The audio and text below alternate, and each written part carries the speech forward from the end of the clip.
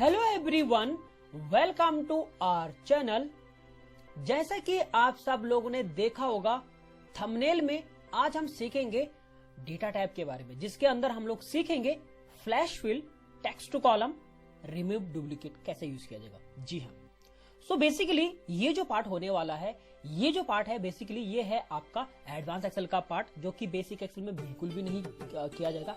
इसीलिए इस वीडियो को वो लोग देखें जिनका एडवांस एक्सेल चल रहा है या एडवांस एक्सेल जो लोग सीखना चाहते हैं। तो सबसे पहले क्वेश्चन समझ लेते हैं। ये जो नंबर्स हैं, इस नंबर को मुझे कुछ इस तरह से करना है। जी, ऐसा करने के लिए आप लेफ्ट के 3 डिजिट निकालें, फिर मिड के निकालें, फिर दोनों को जोड़ दें, कंबाइन कर दें, ये चीज पॉसिबल है। बट एडवांस एक्सेल में ऐसा क्या टॉपिक है जिससे ये आसान हो जाए, तो मैं बताऊंगा आपको data type. Data type basically इस चीज के लिए जाना जाएगा जहां पे आप 10 प्रकार के कॉन्सेप्ट कर सकते हैं अलग अलग कंडीशन के तौर पे। सबसे पहला पार्ट मैं आपको सिखाऊंगा फ्लैश फिल। फ्लैश फिल एक एप्लीकेशन है जो कि MS और एक्सेल के अंदर यूज किया जाता है, जिसका काम होता है रिपीटेड टास्क को, यानी कि जो पहले सेल में हम जो काम कर रहे हैं वही कॉन्सेप्ट हम नीचे वाले सेल में भी कर सकते हैं। और फ्लैश फिल की शॉर्टकट की है कंट्रोल E। सबसे पहले क्वेश्चन क्या मतलब, जो पहले सेल में आप चाहेंगे, सिंपली ऐसा काम करने के लिए मुझे एडवांस एक्सेल में बहुत सारे फॉर्मूले का कॉम्बिनेशन करना पड़ेगा और तब जाके इस तरह से आंसर आ पाएगा। ये चीज समझिए, ये सारा काम मैं कर सकता हूँ फ्लैश फिल की मदद से। तो फ्लैश फिल क्या करता है, रिपीटेड करता है, जैसे मैंने आपको बताया। आप सिंपली से नंबर लिख दीजिए 1 2 3 4 5 6 और 7 8 9 1। सिंपल इतना लिखना है आपको गाइज। और यहां से सिलेक्ट करके कंट्रोल E करेंगे आप। Look at the answer guys, आपका वो आंसर आ गया जो हम चाहते थे बिना फॉर्मूले के। तो ये कैसे पॉसिबल है गाइज, सिर्फ एक चीज से पॉसिबल है, जिसका नाम है फ्लैश फिल। कंट्रोल E इसका एक शॉर्टकट की है। दूसरी बात ये है कि जो फ्लैश फिल कमांड है ये मिलेगा आपके पास 2013 के वर्जन में। 2007 का, 2010 का वर्जन या 2003 के वर्जन में आपको एप्लीकेबल नहीं मिलेगा। इसलिए 2010 के ऊपर वाले कंडीशंस में या जो वर्जन है उसमें ही आपका फ्लैश फिल वाला ऑप्शन मिलेगा, जो कि डेटा टाइप के अंदर दिया गया है। इसी कॉन्सेप्ट का एक और यहाँ पे यूज करते हैं। मैं ये चाहता हूँ ये सारे जो नाम लिखे हैं ये सारे के सारे नाम कैपिटल हो जाए यहाँ पे। अब आप ये बोल सकते हैं सर ये काम तो मैं अपर की कंडीशन से कर सकता हूँ। आई नो दैट, वो चीज भी है। बट जैसे मैंने आपको बताया फ्लैश फिल के जरिए ये एक बार में हो जाएगा गाइस। करना क्या है, जिस तरह से आप लिखना उसको आप लिखें। मैं सपोज पृथ्वीराज लिखता हूँ, ये देखिए PRITHIVIRAG। सिंपल आपने पृथ्वीराज लिखा और कंट्रोल E कर दिया गाइस आपने। ध्यान रखिए ये उसी सेल के जस्ट बगल वाले सेल में होना चाहिए। इनकेस अगर बीच वाले सेल में कोई सिंगल कॉलम जो स्पेस वाला है, यानी कि वो खाली है या ब्लैंक है, तो उस कंडीशन में आपका काम नहीं करेगा। तो ये सारा डेटा मुझे स्मॉल कंडीशन में चाहिए। सिंपल वही ऑप्शन जैसे मैंने आपको बताया, पृथ्वी आप लिख दीजिए इस तरह से एंड यहां से पकड़ के कंट्रोल E कर। तो ये सारा डेटा सारा का सारा स्मॉल कंडीशन में आ जाएगा।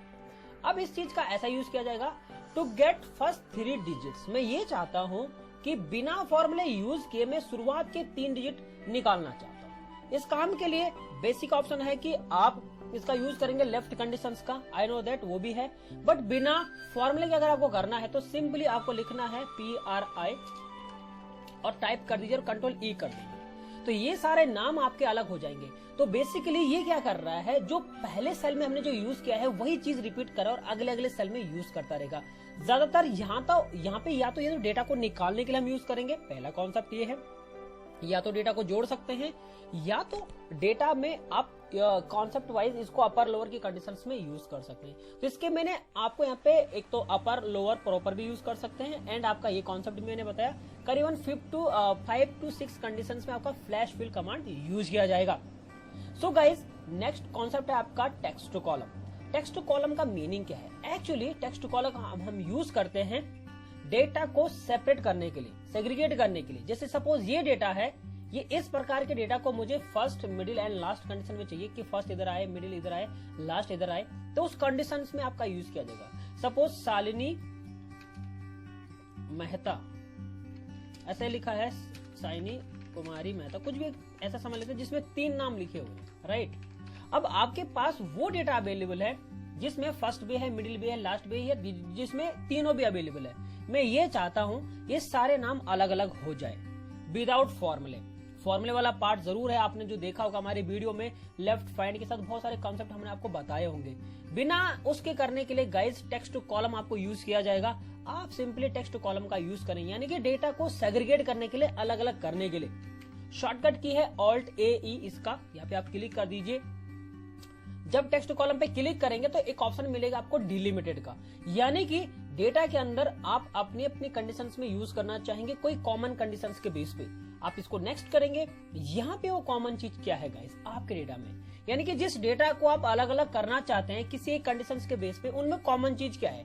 या तो डेटा में कॉमन हो सकता है हमारा semi colon, comma, spaces, other में आप टाइप कर सकते हैं, जैसे डॉट हो सकता है, @ हो सकता है, हैज हो सकता है। तो कुल मिला के यहाँ पे कंडीशंस अप्लाई होगी, हमें यूज करना पड़ेगा स्पेस कंडीशंस। तो हम यहाँ पे क्लिक करते हैं, नेक्स्ट करते हैं गाइस। अब इसका क्या काम होता है, यहाँ पे आता है डेस्टिनेशन का मीनिंग ये है कि या तो इसी में से अलग हो जाएगा या तो इसी को रख सकते हो। तो कॉन्सेप्ट समझिए, अगर एक नाम है श्वेता शर्मा, अगर इसको मैं ऐसे रखता हूं तो श्वेता इधर आएगा, शर्मा बेस्ट वाले मतलब नेक्स्ट कॉलम में आएगा। यानी कि इस डेस्टिनेशन को आप चेंज भी कर सकते हो। अगर मैं यहाँ पे क्लिक करता हूं तो फर्स्ट नेम यहाँ से करना स्टार्ट होगा। अब गाइज ये चीज सही है कि आपके first name, middle name, last name सारे आ गए, बट प्रॉब्लम इज दैट कि ये तब सही है जब आपका डेटा बिल्कुल सेम कंडीशन में हो। ये जो चीज आप देख पा रहे हैं ये हमारे राइट नेम है। तो गाइज ये डेटा कुछ इस तरह से आना चाहिए था, क्योंकि अगर हम अपने अकॉर्डिंग देखें तो श्वेता शर्मा यानी कि श्वेता फर्स्ट नेम हुआ, शर्मा उसका लास्ट नेम हुआ। तो इस प्रकार की कंडीशंस में ये यूज नहीं कर सकते क्योंकि इसमें एरर आने के चांसेस होते हैं। हमें भी नहीं पता होता है कि हमारे पास पहले स्पेस के कितने डिजिट्स हैं। उस कंडीशंस में आपके बड़े बड़े फॉर्मूले यूज करेंगे। मैं आई बटन में उसका लिंक शेयर कर दूंगा, आप वहां से, या मैं ड्रॉप बेसिकली अपनी डिस्क्रिप्शन वीडियो में वहां पे दे दूंगा कि आप इस डेटा को कैसे एब्स्ट्रैक्ट कर सकते हैं। अदरवाइज ये तरीका सही है जब आपका डेटा बिल्कुल इक्वल कंडीशंस में हो, यानी कि डैशेस हो, बीच में कुछ ऐसे नंबर्स अवेलेबल हो, तब आप यूज कर सकते हो। अदरवाइज इससे आंसर गलत आएंगे। प्रॉब्लम यही होगा कि जो लास्ट डिजिट होगा वो कभी इधर आएगा कभी इधर आएगा। इस कंडीशन में आप यूज कर सकते हैं। तो टेक्स्ट कॉलम होता है टेक्स्ट को सेपरेट करने के लिए। दूसरा ऑप्शन आता है गाइस रिमूव डुप्लीकेट। सब लोग जानते हैं रिमूव डुप्लीकेट का मतलब क्या होगा। एक्चुअली अगर आपके डेटाबेस में डुप्लीकेसी आती है तो उस डुप्लीकेट को आप रिमूव कर सकते हैं इसकी मदद से। हो सकता है कि आपके डेटा में कोई ना कोई डुप्लीकेट एंट्री हो, तो डेटा पे काम करने से पहले सबसे पहली बात, डेटा को डुप्लीकेट करने के लिए पहले आपको सोच समझ के काम करना पड़ेगा गाइज। ऐसा ना हो कि कंपनी का डेटा ही आप उड़ा दें। तो प्लीज इस चीज को समझिए कि रिमूव डुप्लीकेट करता क्या है।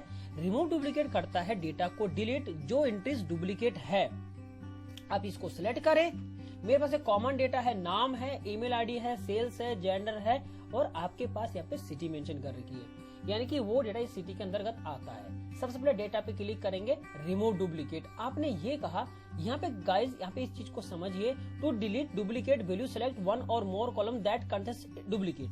कहने का मतलब ये है डुप्लीकेट हटेगा, बट हटेगा किसके बेस पे।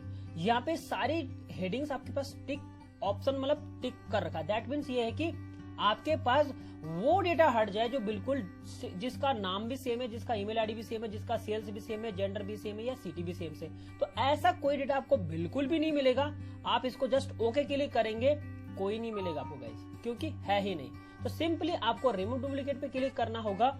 यहाँ पे देखिए ध्यान से गाइस, एक ऑप्शन आपको मिलेगा माई डेटा एज हेडर। इसका मतलब यह है कि मेरा डेटा को हेडिंग हम लोग मान रहे हैं। तो अगर आप इसको अनचेक करेंगे तो कॉलम ए कॉलम वाला ऑप्शन आएगा, इसलिए आप इसको जरूर टिक मारें।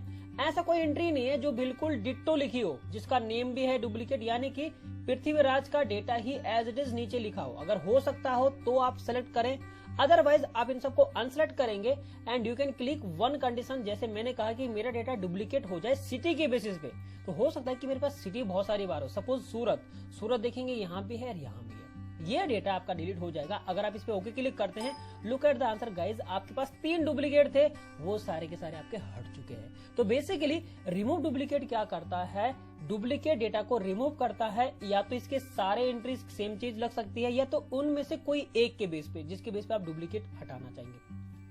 तो आई होप ये वीडियो आपको पसंद आया होगा। लाइक करें, सब्सक्राइब जरूर करें हमारे चैनल को, and guys keep supporting us. आप सबका प्यार अगर हमें मिलता रहेगा तो हम आपके लिए बहुत अच्छी से अच्छी वीडियो लेके आएंगे। बट आप लोग गाइस प्लीज इनिशिएटिव लीजिए, इस वीडियो पे कमेंट जरूर करें। अगर आपको इस वीडियो का थोड़ा हिस्सा भी आपको समझ में आता है तो हमें अप्रिशिएशन जरूर करें। थैंक यू सो मच इस वीडियो को पूरा देखने के लिए।